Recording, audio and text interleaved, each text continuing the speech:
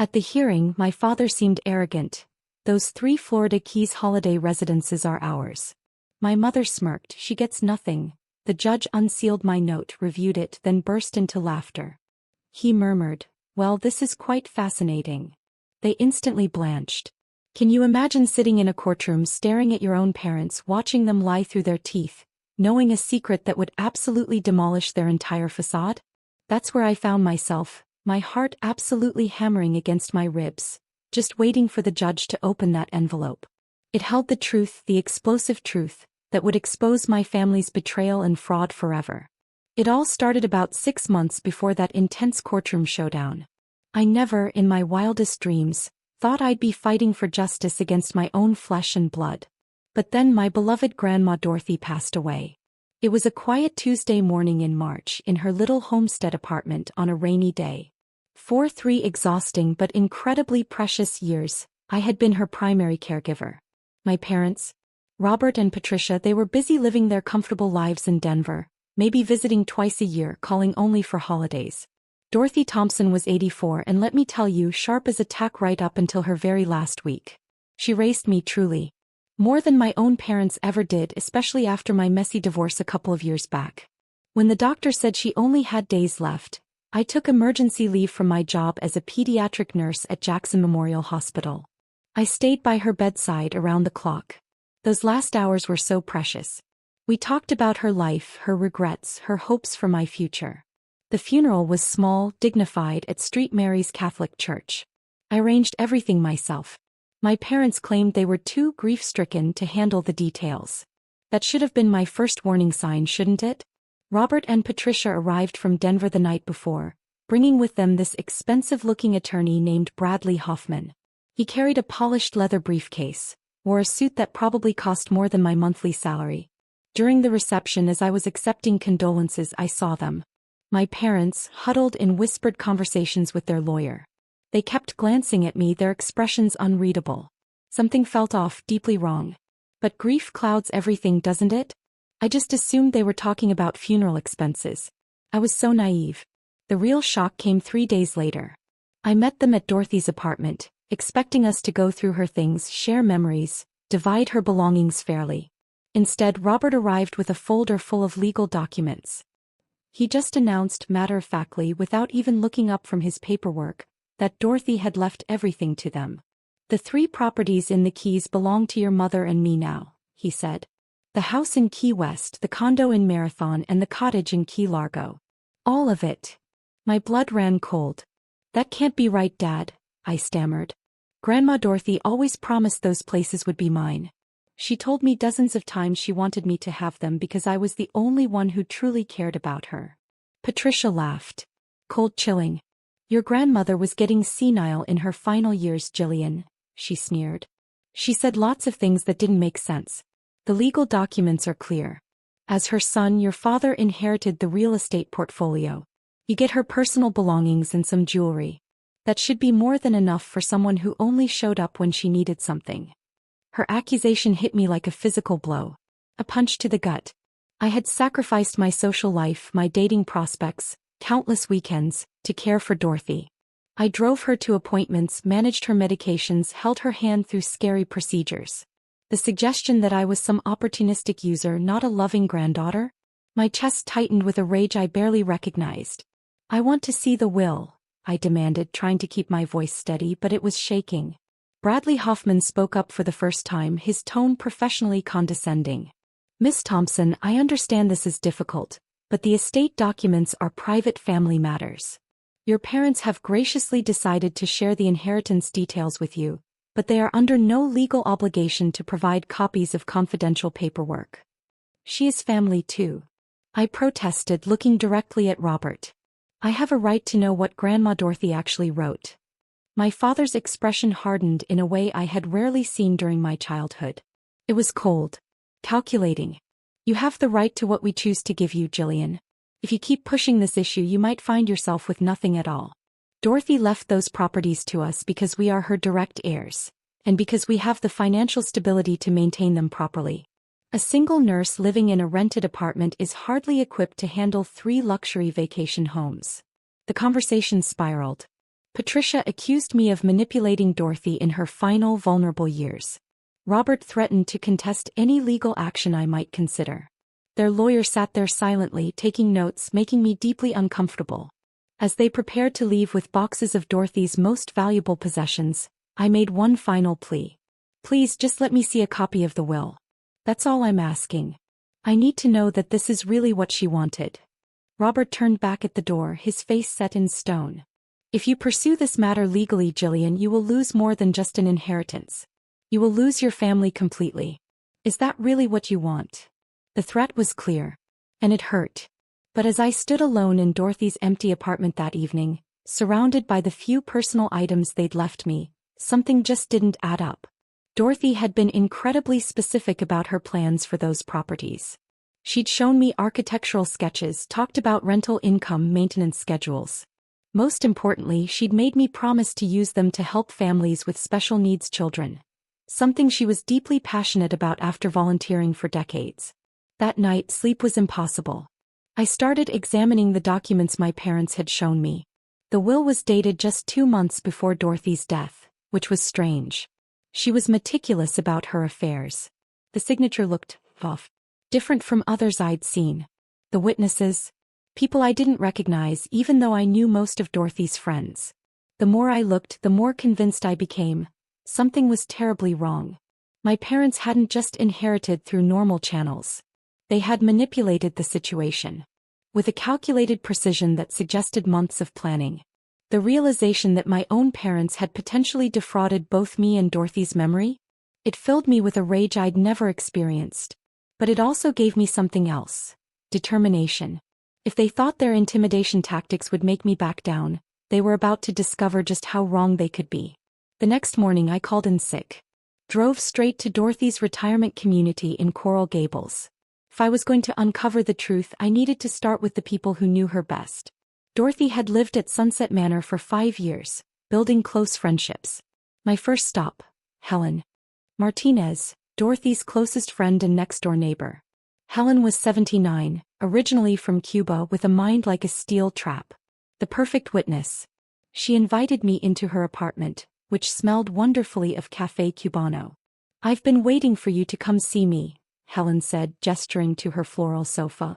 I was at Dorothy's funeral, but there were too many people to talk privately. "I have things to tell you that your parents won't want you to hear." My pulse quickened. "What kind of things, Mrs. Martinez?" Helen poured me coffee in a delicate china cup. "Your grandmother was furious with Robert and Patricia for the last 2 years of her life. She said they only called when they needed money and never visited unless they wanted something. She was heartbroken that her own son cared so little about her well-being." This matched my observations. But I needed concrete proof. Did she ever talk about her will or her plans for the properties? "Every week, sometimes every day," Helen replied, emphatic. Dorothy updated her will in January, just 2 months before she died.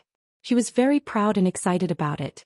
"She told me she was leaving everything to you because you were the only family member who showed genuine love and care.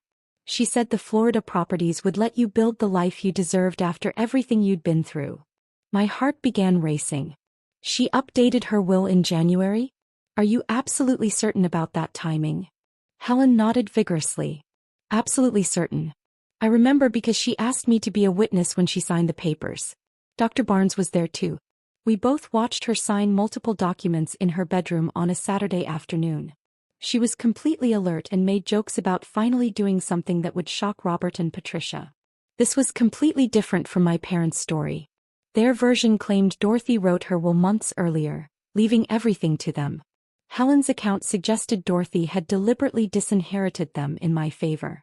"Mrs. Martinez, do you remember what happened to those documents after Dorothy signed them?" Helen's expression became serious, conspiratorial. She hid them in her bedroom Bible, the big leather one her mother gave her decades ago. Dorothy said she didn't trust banks or lawyers with something so important. She wanted to keep the real will where only family would think to look, but where Robert couldn't find it if he came searching through her papers early. My hands started trembling. The implications hit me like a wave. If Helen was telling the truth, the will my parents had presented was either fake or an old, deliberately replaced version. The real will, the one that left everything to me, might still be hidden. Did my parents ever visit during those final months? I asked. Helen scoffed. Visit? They called twice that I know of. Both times asking Dorothy to send them money for various emergencies. A car repair, a medical bill. Always something. Dorothy would hang up those calls crying because she realized they only contacted her when they needed financial help. She said it broke her heart to admit that Robert had become a user instead of a son. I spent another hour with Helen, learning devastating details of my parents' neglect. Dorothy had tried repeatedly to connect with them, sending cards, making calls, even offering to pay for them to visit. They always had excuses, seeming irritated when she tried to maintain contact. Before I left, Helen gave me Dr. Samuel Barnes' contact info, Dorothy's primary physician and the second witness to her will signing. She also gave me names of other residents who'd heard Dorothy talking excitedly about her plans for me. My next stop was Dorothy's apartment, which my parents had left mostly undisturbed. They'd taken the obvious valuables, jewelry, antique furniture, first edition books.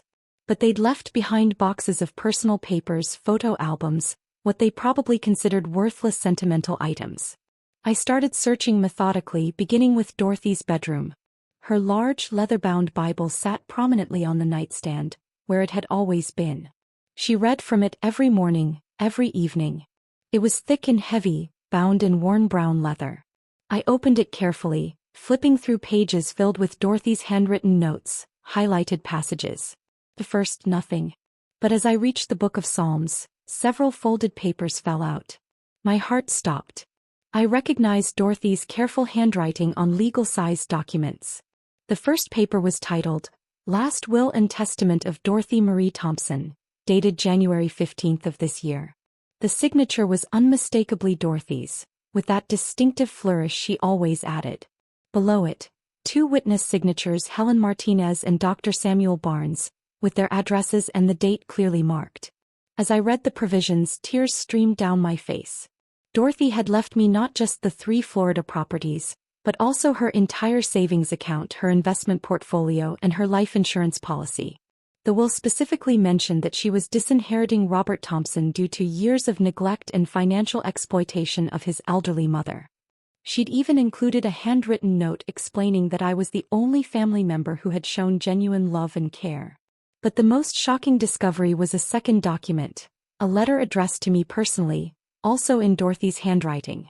It detailed her growing awareness that Robert had been manipulating her finances, and her fear that he would try to steal her inheritance from me after her death.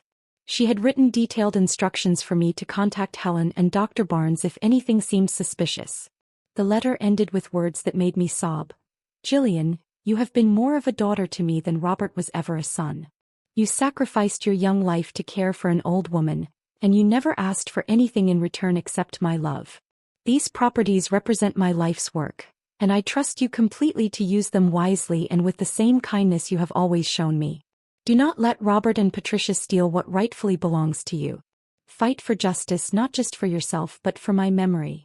Sitting alone in Dorothy's bedroom holding proof that my parents had lied, stolen my rightful inheritance, I felt a mixture of vindication and rage that was almost overwhelming. They hadn't just committed fraud. They had betrayed Dorothy's final wishes and tried to gaslight me into believing I was unreasonable. I carefully photographed every page of the Real will and Dorothy's letter with my phone, then placed the original documents in a manila envelope. I also gathered other papers showing Dorothy's mental sharpness in her final weeks, grocery lists, appointment reminders. Before leaving, I called Dr. Barnes and scheduled an appointment. I researched estate attorneys in Miami, looking for someone specializing in inheritance fraud. My parents thought they'd executed the perfect crime. They had underestimated Dorothy's foresight and my determination to honor her wishes. As I drove home, I knew this was about more than money. This was about justice for Dorothy's memory. Accountability for my parents' unconscionable behavior. They had manipulated an elderly woman, stolen from her estate, and tried to intimidate me into silence. Now they were about to discover that their daughter was not as weak or naive as they believed. The real battle was just beginning. But for the first time since Dorothy's funeral, I felt hopeful. Truth, I thought, has a way of surfacing. And I was going to make sure Dorothy's final wishes were honored exactly as she intended. The next morning, I met Dr. Samuel Barnes at his office. He was a soft-spoken man in his 60s, Dorothy's physician for 8 years. He remembered her fondly, visibly upset when I explained what my parents had done. "Your grandmother was one of my most mentally sharp patients right up until her final week," Dr. Barnes told me, reviewing her medical records. "She had no signs of dementia, confusion, or cognitive decline. In fact, she was more alert and engaged than many patients half her age. The will signing I witnessed was completely legitimate. Dorothy knew exactly what she was doing and why she was doing it." He provided copies of her records, clearly documenting her mental competency, and wrote a formal letter stating his professional opinion. "I should mention something else," Dr. Barnes added hesitantly. "About 3 months ago your father called my office, asking detailed questions about your grandmother's mental state. He wanted to know if I thought she was becoming confused or if her judgment might be impaired." He paused. "I told him absolutely not, that she was as sharp as ever." He seemed disappointed by that answer. This revelation sent chills down my spine. Robert had been laying groundwork for his fraud months in advance, trying to establish grounds for claiming Dorothy was mentally incompetent when she disinherited him. The premeditation made their betrayal even more calculated, even more cruel. Armed with medical documentation, I contacted Maria Rodriguez, an estate attorney specializing in inheritance fraud. Maria had excellent reviews, a reputation for aggressive advocacy. Her office was in downtown Miami, and she agreed to meet me that afternoon. Maria was sharp-eyed in her 40s. She listened intently, absorbing everything. I presented Dorothy's authentic will, Helen's witness statement, Dr. Barnes' records, and the forged documents my parents had shown me. "This is a clear case of estate fraud," Maria said without hesitation. "Your parents forged a will and are attempting to steal property that legally belongs to you. But I suspect this goes deeper. Let me run some financial investigations before we proceed." Over the next 2 weeks, Maria's team conducted a thorough analysis of Dorothy's financial accounts. What they discovered shocked even me. Robert and Patricia had convinced Dorothy to give them power of attorney years earlier, claiming they needed it for emergency medical decisions. Instead, they had systematically withdrawn money from Dorothy's savings for their personal use. Bank records showed regular transfers of $2,000 to $3,000 every few months, always accompanied by emotional phone calls where Robert claimed financial emergencies. This stolen money funded luxury vacations to Europe and California, a new BMW for Patricia, expensive home renovations in Denver. Meanwhile, Dorothy was carefully budgeting her own expenses, even skipping some medical treatments because she thought she couldn't afford them. "They stole over $50,000 from your grandmother over 2 years, Maria explained, showing me the detailed financial analysis. But the most egregious theft occurred just days before her death. Maria then presented evidence that was even more disturbing. 3 days before Dorothy died, while she was heavily medicated and barely conscious in the hospital, Robert had somehow convinced her to sign documents changing her life insurance beneficiary from me to him. Hospital records showed Dorothy receiving strong pain meds, drifting in and out of consciousness, confused. Yet Robert claimed she'd been alert enough to make major financial decisions. "This is elder abuse at its worst," Maria said angrily. "They manipulated a dying woman for financial gain. We're not just talking about estate fraud anymore. This involves multiple felonies: forgery, theft, elder abuse, exploitation of a vulnerable adult." The life insurance policy was worth $125,000, originally designated for my educational expenses. Dorothy had specifically told me she wanted to support my career development. Maria also discovered my parents had been pressuring Dorothy to take out a reverse mortgage on her apartment. Fortunately, Dorothy had refused that manipulation. "We need to file a comprehensive lawsuit immediately," Maria advised. "Every day that passes gives them more time to hide assets or dispose of evidence. I'm also going to recommend we refer this case to the Miami-Dade State Attorney's Office for criminal prosecution." As Maria's team prepared our legal documents, I struggled with the emotional reality. These weren't strangers. These were Dorothy's own son and daughter-in-law, who had systematically abused her trust. The betrayal felt personal to me. I had spent 3 years caring for Dorothy while they were actively plotting to steal from her. The hardest part was realizing how alone and vulnerable Dorothy must have felt. She had reached out hoping for genuine connection. Instead, they had seen her age as an opportunity for exploitation. Every phone call, every visit request, every expression of love from Dorothy had been met with calculated manipulation. But Dorothy had been smarter than they realized. Her decision to hide the real will, to document their abuse in her letter, showed she understood. She had protected my inheritance and given me the evidence to expose their fraud. 2 days before we filed the lawsuit, I made one final attempt to resolve things privately. I called Robert and Patricia, hoping confronting them might convince them to return Dorothy's property and avoid public embarrassment. Robert's response was immediate and threatening. "You're making a huge mistake, Jillian.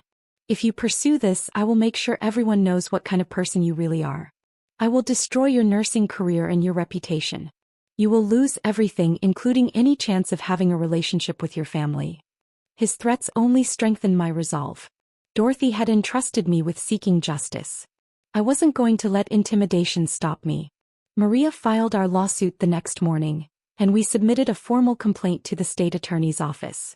The legal papers detailed every aspect of their fraud and abuse: timeline, documentation, financial records, medical evidence, witness statements. We requested everything back: full restitution, punitive damages, and criminal prosecution. When the sheriff served Robert and Patricia at their Denver home, they immediately hired Bradley Hoffman to represent them in civil court. But their criminal exposure was far more serious, and no amount of expensive legal representation could erase the evidence. As I prepared for months of legal battles, I found strength in Dorothy's words: "Fight for justice, not just for yourself but for my memory." This was no longer about money. It was about holding accountable people who preyed on an elderly woman's love and trust. The truth was coming out. Before our court date, despite Maria's advice to avoid direct contact, I decided to make one final attempt at a private resolution. I felt I owed it to Dorothy's memory to give them one last chance to do the right thing. I flew to Denver, drove to their upscale neighborhood in Cherry Creek. Their house was larger than I remembered, with a manicured lawn. The new BMW Patricia bought with Dorothy's stolen money sat prominently in the driveway. Robert answered the door wearing a golf outfit that probably cost more than most people spend on clothes in 6 months.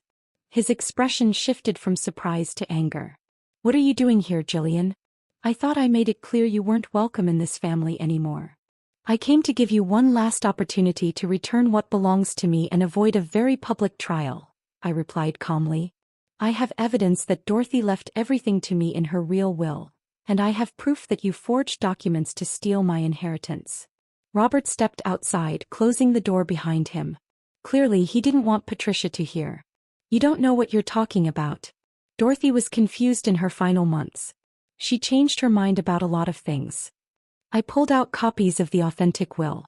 This is Dorothy's real will, dated January 15th, witnessed by Helen Martinez and Dr. Barnes. It leaves everything to me and specifically disinherits you for financial exploitation. I also have bank records showing you stole over $50,000 from her accounts. Robert's face went pale as he scanned the documents. For a moment I thought he might actually admit the truth. Instead, his expression hardened into pure rage, mixed with desperate calculation. "This is garbage," he shouted, tearing up the copies and throwing them on his lawn. "You forged these papers because you can't accept that Dorothy chose family loyalty over your manipulation." His reaction was so over the top I knew he was panicking. "Dad, I have the original documents, witness statements, medical records, and bank statements. Tearing up copies doesn't change the evidence." "Evidence of what?" "Your ability to forge documents and coach elderly people to lie for you." Robert's voice was rising. "You think because you spend a few years playing nurse to an old woman that you deserve to inherit property worth millions of dollars? You're delusional." At that moment, Patricia appeared in the doorway, drawn by our argument. She was wearing designer workout clothes, jewelry that cost more than my annual salary. Her face showed the same rage and panic. "Why is she here?" Patricia demanded. "I thought you told her to stay away from us." "She's trying to extort money from us with fake legal documents," Robert replied. "She thinks we're going to hand over Dorothy's properties because she has some forged paperwork." I turned to Patricia, hoping for some glimmer of reason. "Patricia, I know you both stole Dorothy's money and forged her will. I have proof of everything.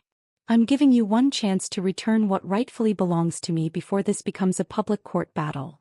Patricia's laugh was bitter, cruel. You've always been Dorothy's favorite little princess, haven't you? She gave you everything while treating her actual son like garbage. Do you have any idea what it was like to watch her shower you with attention and money while ignoring her own family? Her words revealed a depth of resentment I had never suspected. Dorothy didn't ignore you, I shot back. She called you constantly, invited you to visit. You were the ones who were always too busy, unless you needed something. Too busy working and building a life while you played the devoted granddaughter when it was convenient. Patricia snapped. Dorothy paid for your nursing school, helped you through your divorce, gave you a car when yours broke down. What did we ever get except lectures about responsibility and criticism about our lifestyle choices? The conversation was escalating beyond anything I'd anticipated. Robert stepped closer to me, his expression threatening. You want to know the truth, Jillian? We planned this for 2 years. We knew Dorothy was getting old and that she had valuable property. We made sure we were positioned to inherit everything because we deserved compensation for years of being overlooked in favor of you. I couldn't believe he was actually confessing to premeditated fraud. You planned to steal from your own mother? We planned to claim what should have been ours all along, Patricia interjected. Dorothy owed us for decades of being disappointed in Robert, for constantly comparing him to other people's children, for making us feel like failures while treating you like some kind of saint. Their resentment was deeper, more toxic than I had imagined. This wasn't just about money. It was about years of perceived slights and jealousy that had festered into criminal behavior. So, you decided to steal from an elderly woman as revenge for your hurt feelings? I asked incredulously. Robert stepped even closer. Close enough that I could smell alcohol on his breath, even though it was barely noon. We decided to take control of our own inheritance before Dorothy could give it all away to someone who didn't deserve it. You think you're owed those properties because you spent some weekends visiting? We are her blood relatives. We had a right to protect our interests by forging documents and stealing her money. Patricia's voice turned vicious. By doing whatever was necessary to prevent you from manipulating a vulnerable old woman out of property that belonged in the family bloodline. The irony was staggering. They were accusing me of manipulation while admitting to years of calculated fraud and theft. Their sense of entitlement was so complete that they genuinely believed they were victims, not perpetrators. I'm going to give you one final choice, I said, backing toward my car as Robert continued to move closer.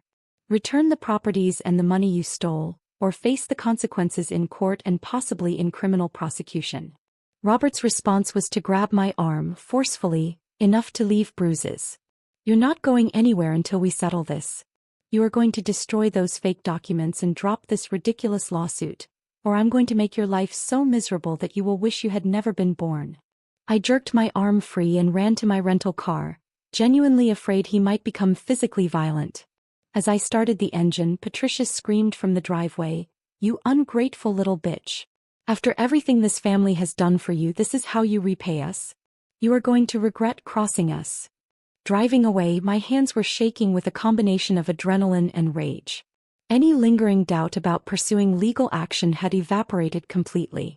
Robert and Patricia had not only admitted to fraud, they had threatened me physically and made it clear they felt completely justified in their criminal behavior. Their sense of entitlement and complete lack of remorse showed me they would never voluntarily return Dorothy's property or acknowledge the harm they'd caused.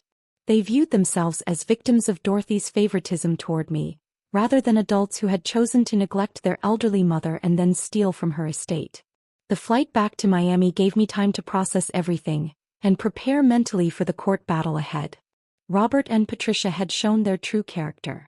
Now it was time for them to face the legal consequences. Dorothy had been right to disinherit them. They had proven themselves unworthy of her love, her trust, her legacy. Now it was up to me to make sure justice prevailed, and that Dorothy's final wishes were honored despite their attempts to subvert them. The trial began on a sweltering Monday morning in August at the Miami-Dade County Courthouse. Judge William Thompson's courtroom was smaller than I expected, with dark wood paneling and fluorescent lighting that cast harsh shadows. I sat with Maria, trying to calm my nerves as we reviewed our strategy. Robert and Patricia entered the courtroom looking like they were attending a country club event. Patricia wore an expensive navy blue dress, matching shoes, carrying a designer handbag. Robert had on a perfectly tailored charcoal gray suit. Their attorney, Bradley Hoffman, looked equally polished and confident. Judge Thompson was a distinguished man in his early 60s, silver hair, sharp blue eyes that missed nothing. He had a reputation for being fair but no nonsense. Bradley Hoffman stood to deliver his opening statement with smooth confidence. He painted Dorothy as an elderly woman whose judgment had become impaired, making her susceptible to manipulation by a granddaughter who had isolated her from her loving son and daughter-in-law. Dorothy Thompson was vulnerable and alone during her final years, Hoffman argued.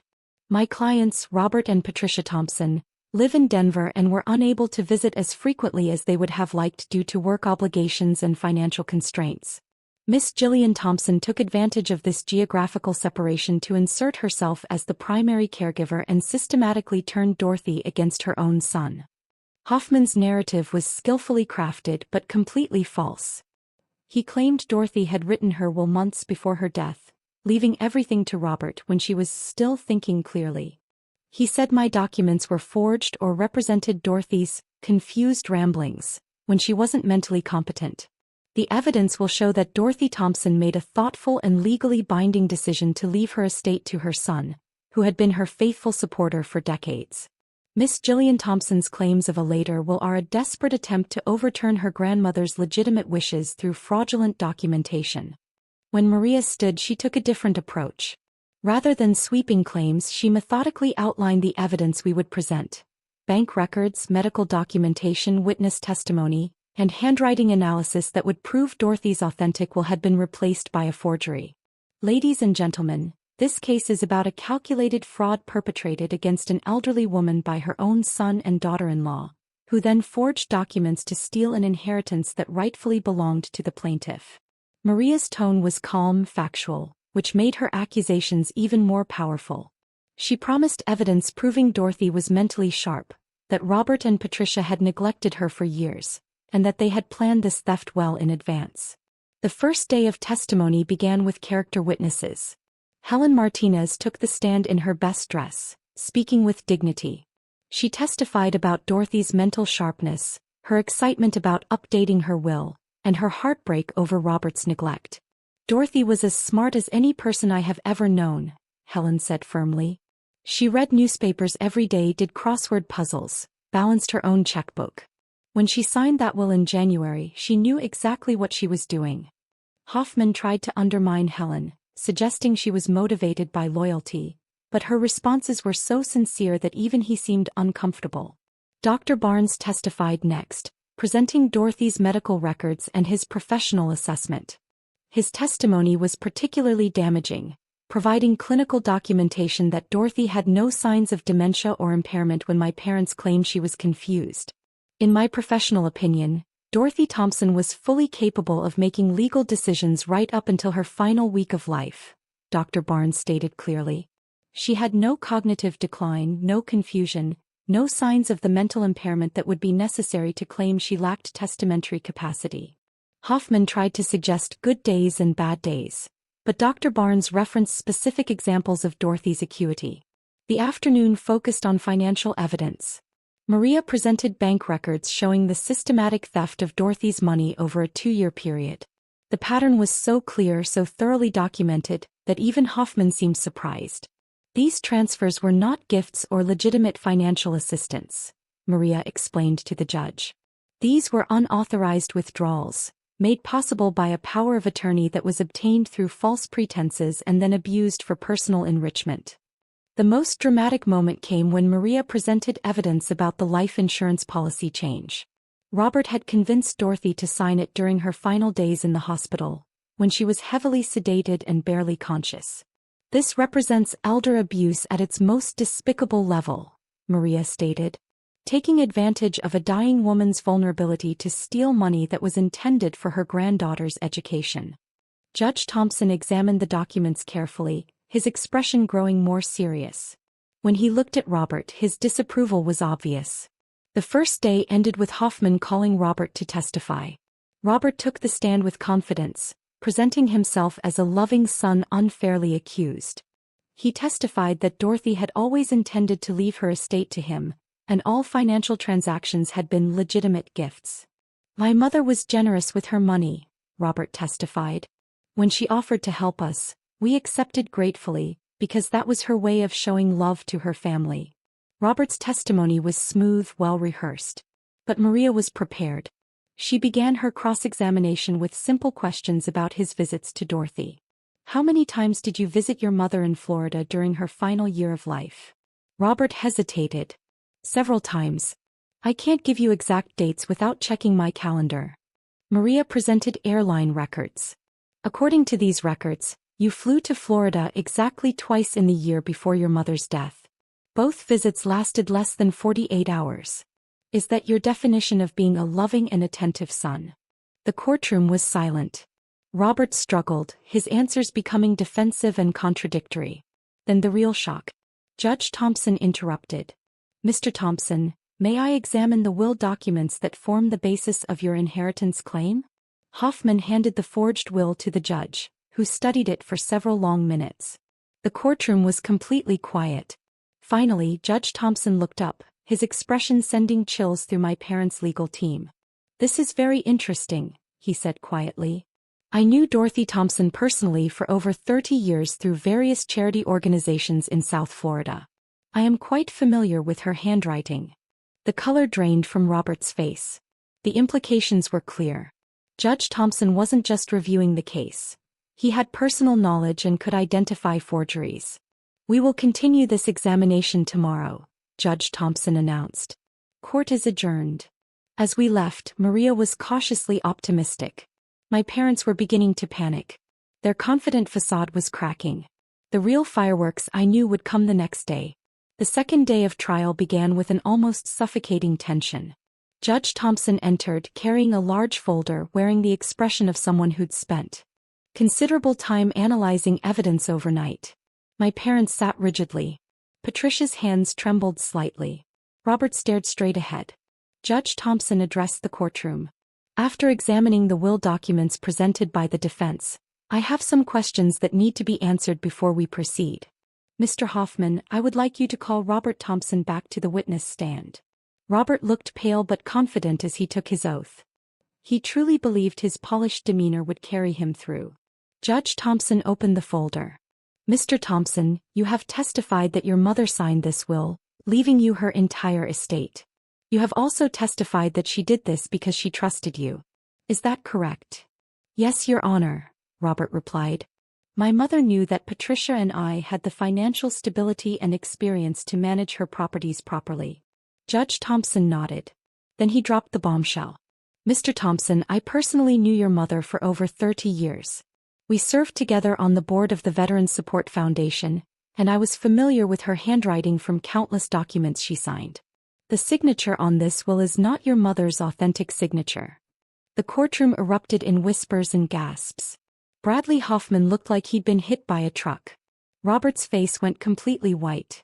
Your Honor, Hoffman protested, while we respect your personal relationship with Mrs. Thompson, handwriting analysis should be conducted by professional experts. Judge Thompson's expression was stern. Mr. Hoffman, I am not making a legal ruling based on personal observation. I ordered professional handwriting analysis last night, and the results confirmed that this signature was forged. The authentic signature shows completely different pen pressure, letter formation, and stroke patterns. Maria had arranged for handwriting analysis, but Judge Thompson independently reaching the same conclusion was devastating. Furthermore, the judge continued, I have some questions about the witness signatures. Mr. Thompson, can you tell me who witnessed your mother signing this will? Robert consulted with his attorney. Two of my mother's neighbors at the retirement community. I believe their names are listed on the document. Judge Thompson examined the will again. The witnesses listed are James Mitchell and Sarah Williams. My staff contacted the Sunset Manor retirement community this morning. There has never been a resident named James Mitchell at that facility.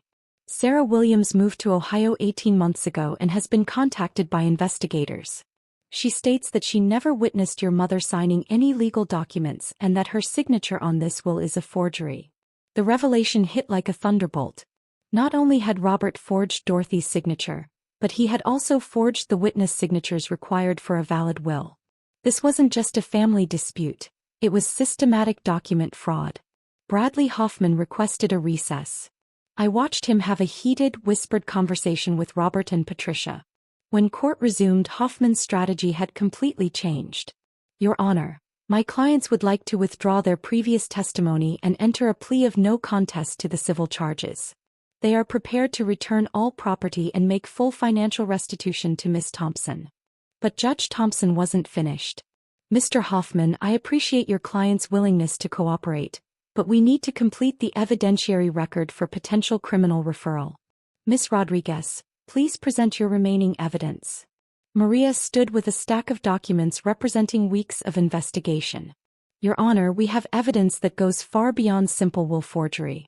The defendants engaged in systematic elder abuse, financial exploitation, and fraud over a period of more than 2 years.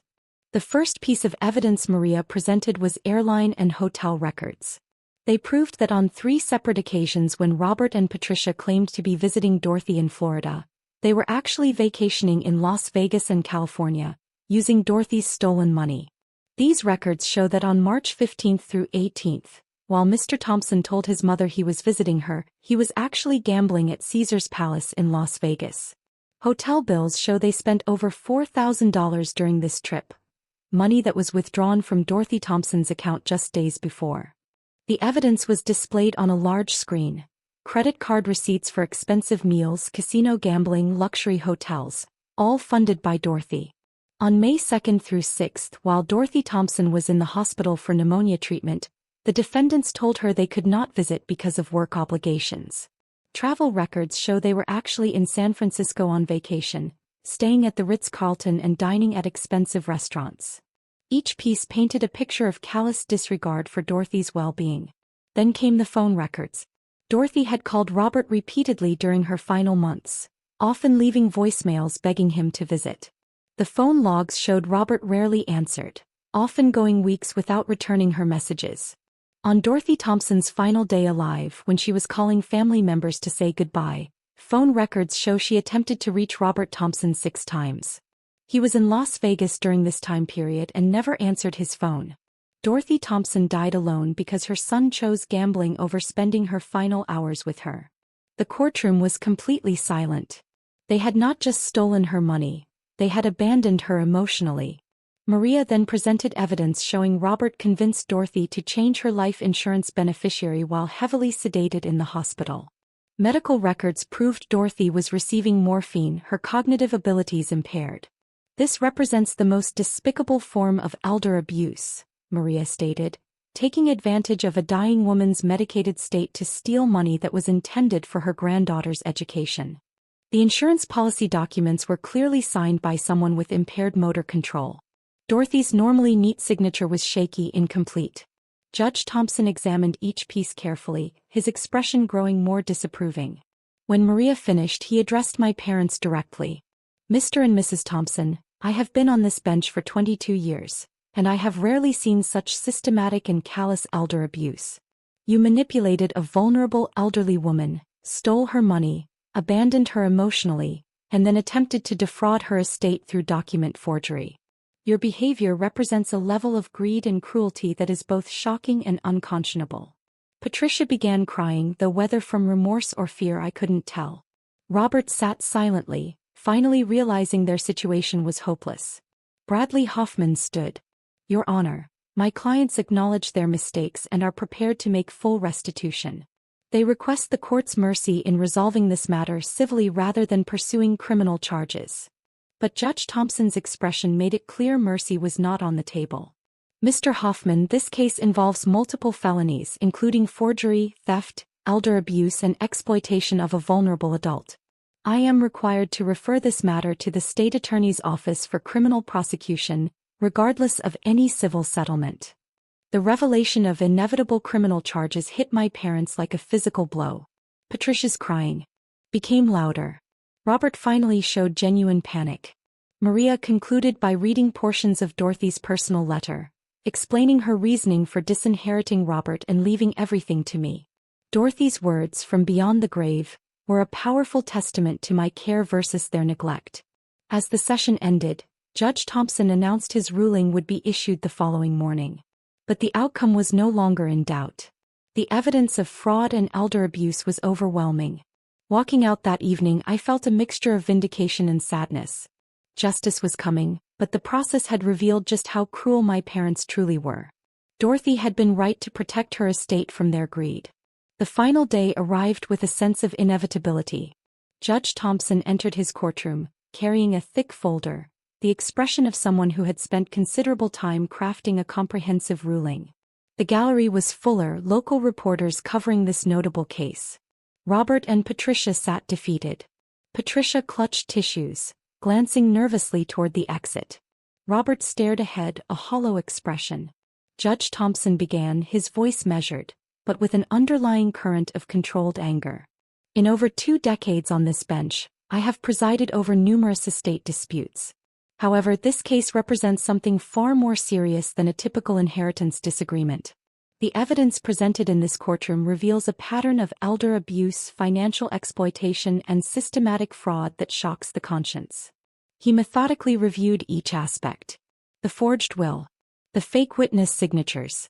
The defendants engaged in sophisticated document forgery in an attempt to steal property worth over $2 million from the rightful heir. This was not a spontaneous crime of opportunity, but rather a premeditated fraud that required months of planning and preparation.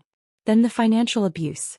Dorothy Thompson gave her son power of attorney, believing he would use this authority to protect her interests. Instead, Robert Thompson used this power to systematically steal money from his elderly mother for luxury vacations, expensive purchases, and personal enrichment. This represents a profound betrayal of fiduciary duty and constitutes criminal elder abuse. His analysis of the life insurance manipulation was scathing. The evidence shows that Dorothy Thompson was receiving powerful pain medications and was drifting in and out of consciousness when Robert Thompson convinced her to sign documents changing her life insurance beneficiary. This behavior represents elder abuse of the most callous and unconscionable nature. The judge then addressed Dorothy's authentic will hidden in her Bible and her personal letter. Dorothy Thompson was mentally sharp and fully capable of making legal decisions when she wrote her authentic will in January. The evidence proves conclusively that she intended to leave her entire estate to her granddaughter, Jillian Thompson, who had provided loving care during Dorothy's final years, while her son and daughter-in-law neglected her emotional and physical needs. Judge Thompson's ruling was comprehensive, unambiguous. He ordered Robert and Patricia to immediately transfer all property titles to me, the 3 Florida vacation homes, all associated assets. He ordered them to pay full restitution for the money stolen, plus $400,000 in additional damages. The defendants will pay all attorney fees and court costs. They are permanently enjoined from challenging this ruling. But he wasn't done. He announced he was referring the case to the Miami-Dade State Attorney's Office for criminal prosecution on charges including forgery, theft, elder abuse, exploitation of a vulnerable adult, and perjury. The criminal behavior documented in this case cannot be resolved through civil remedies alone. The defendants' actions warrant criminal prosecution to ensure accountability and to deter similar crimes. He also issued a restraining order prohibiting them from contacting me. As Judge Thompson concluded, Patricia broke down completely, sobbing loudly enough for security to escort her out. Robert sat in stunned silence, unable to process the magnitude of the consequences. Hoffman attempted to request an appeal, but Judge Thompson denied it. The defendants engaged in systematic criminal behavior over a period of years. The evidence of their guilt is conclusive and undeniable. This court will not entertain dilatory tactics designed to delay justice. When proceedings concluded, Maria and I met with the state attorney's office. They explained criminal charges would be filed within the week, indicating plea negotiations would likely focus on prison sentences, not probation. In the weeks following, justice unfolded. Robert and Patricia were indicted on multiple felony charges. They eventually plea bargained to prison sentences of 18 months each, plus substantial fines and a permanent ban from serving as guardians for elderly persons. The property transfers were completed within 30 days. I became the rightful owner of Dorothy's 3 beautiful vacation homes, her investment accounts, and life insurance proceeds. The total inheritance was worth approximately $2.3 million. Exactly as Dorothy intended. But for me, the financial windfall was less important than the sense of justice and closure. Dorothy's final wishes had been honored. Her memory vindicated. Her trust in me validated. 6 months after the trial, I made a decision I believe would have made Dorothy proud. I renovated the largest property in Key West, transforming it into a vacation rental facility specifically designed for families with special needs children. It's wheelchair-accessible, sensory-friendly with specialized equipment, making it possible for families dealing with disabilities to enjoy a Florida vacation they might not otherwise afford. The second property in Marathon became my personal retreat. A place to escape, to remember the woman who shaped my values. I kept Dorothy's furniture and personal belongings there, a living memorial. The third property in Key Largo was sold, and the proceeds established the Dorothy Thompson Scholarship Fund for nursing students from low-income families. Dorothy's investment accounts and life insurance proceeds allowed me to expand these charitable activities and pursue advanced degrees in pediatric nursing without financial stress. Every decision about her inheritance was guided by the values she taught me: compassion, service, responsibility. 1 year after the trial, organizing Dorothy's personal papers, I discovered a final letter. Hidden in a different part of her Bible, dated just 1 week before her death. In it, Dorothy expressed complete confidence that I would always make the right choices. "Jillian," she wrote, "I know that you will honor my memory not through how much money you inherit, but through how you use whatever resources I am able to leave you. You have already shown me more love and care than I had any right to expect, and I trust completely that you will continue to make choices that reflect the values we have shared together. Use these properties and this money to build the life you deserve. But never forget that the greatest inheritance I can give you is the knowledge that you are loved unconditionally and that you have the strength to overcome any challenge that life presents to you." Her letter ended with words that became my guiding principle: stand up for what is right not because it is easy, but because justice and truth matter more than comfort or convenience. The people who try to silence you through intimidation or manipulation are afraid of your strength. Never let their fear prevent you from doing what you know is correct. Reading those words, I realized Dorothy had known exactly what would happen after her death. She anticipated my parents' attempt to steal her inheritance. She prepared me emotionally and practically to fight for justice. Her decision to hide the authentic will, to document their abuse, gave me the tools to expose their fraud. The experience taught me that family is defined not by blood, but by genuine love, care, and mutual support. Robert and Patricia had shared DNA, but they had never shown Dorothy the respect, affection, and attention that defines true family bonds. Their entitlement to her property was based on genetics, not relationship. Their willingness to steal from her proved they had never understood what family actually means. In contrast, Dorothy and I had built a relationship based on mutual love, shared values, and genuine care. The inheritance she left me wasn't just financial. It was emotional, spiritual. She taught me to stand up for justice, to care for vulnerable people, and to use whatever resources I had to make the world a little bit better. Today, as I watch families with special needs children enjoy vacations at Dorothy's Key West property, I know her legacy is being honored exactly as she wanted. The scholarship recipients pursuing nursing careers, supported by her estate, carry forward her commitment to service. Sometimes I get updates about Robert and Patricia through mutual acquaintances. They served their prison sentences, were released with probation restrictions and massive debt from legal fees and restitution. Their comfortable life in Denver is gone. They struggle financially, dealing with the social shame of their convictions. I feel no satisfaction from their suffering but no sympathy either. They made choices that hurt a vulnerable elderly woman who loved them unconditionally. They chose greed over family, deception over honesty, cruelty over compassion. The consequences they face are the natural result of their own actions. The greatest lesson I learned from this experience is that truth and justice do eventually prevail, but only if someone is willing to fight for them. Dorothy trusted me to seek justice not just for myself but for her memory and values. Standing up to intimidation and fraud was difficult, emotionally painful. But it was also necessary and ultimately, deeply rewarding. Dorothy's inheritance gave me financial security, but more importantly, it gave me a deeper understanding of my own strength and values. I learned I was capable of fighting for what was right, even when facing opposition from people I had once trusted. I discovered that doing the right thing often requires courage, persistence, and a willingness to endure temporary hardship for the sake of long-term justice. As I continue my nursing career and manage Dorothy's charitable legacy, I carry with me the knowledge that she believed in my character and trusted me completely with her life's work. That trust is both humbling and empowering, reminding me daily that every choice I make should reflect the values she taught me and the love she showed me. Dorothy Thompson may be gone, but her influence continues through the lives she touches. Her authentic will was more than a legal document. It was a final act of love and faith that continues to change lives years after her death. The court battle that began with forged documents and family betrayal ended with justice served and a legacy preserved. Sometimes the hardest fights are the most important ones. And sometimes, the greatest inheritance is the knowledge that someone believed in you enough to trust you with their dreams.